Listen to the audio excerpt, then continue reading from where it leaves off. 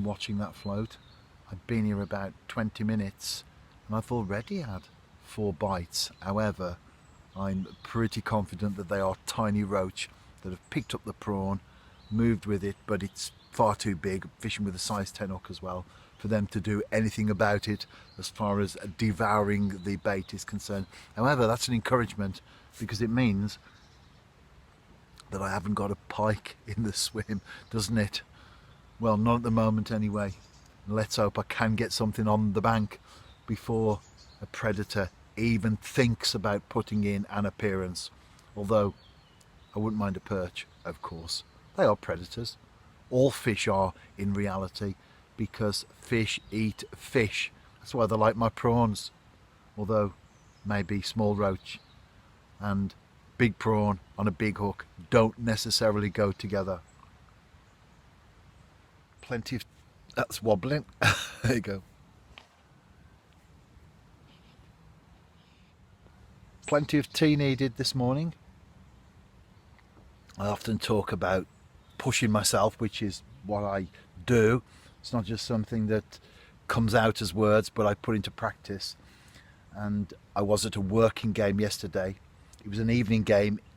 After I finished, did all my stuff, drove off the car park. It was already quite late.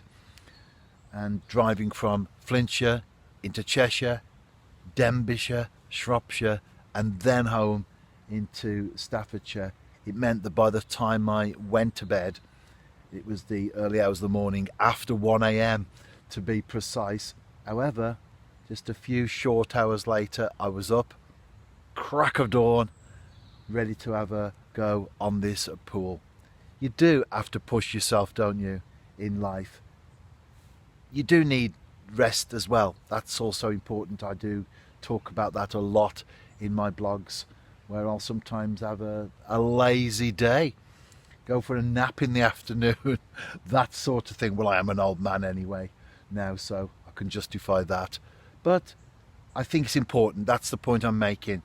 Don't give in to life. Don't become lazy.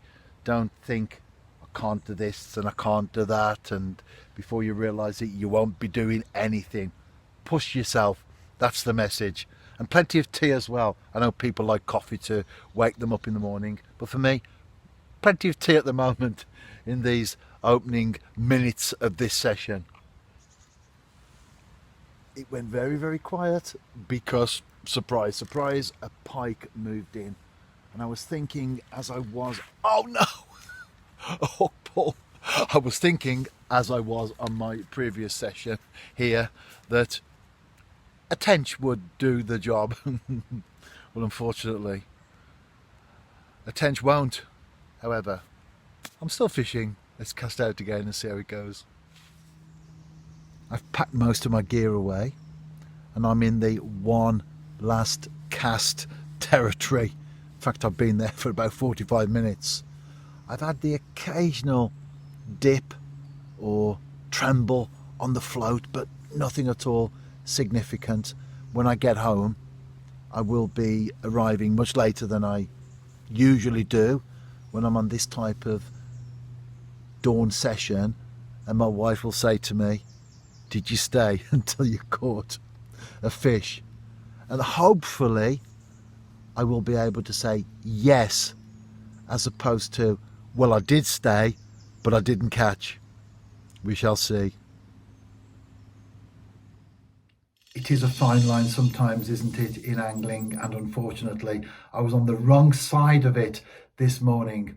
But that brings me to a conversation that I've been having in the guest book on my website with Matt, who's been doing a little bit of prawn angling himself and caught not an unusual fish, but certainly one that I haven't had yet while fishing with prawn. And that's got me to thinking I'm going to do a prawn challenge. How many species can I catch in one day?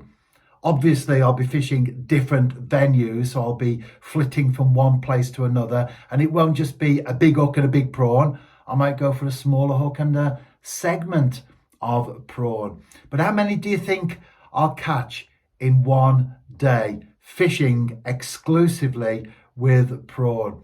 why not set me a challenge? Head across to the guest book and bear in mind that one fish would be too easy. 25 would be, well, 25. So the answer lies somewhere in between, closer to one than a quarter of a century. But set me a challenge. I'd love to take it on and see how many species of fish I can catch in one day by using just prawn.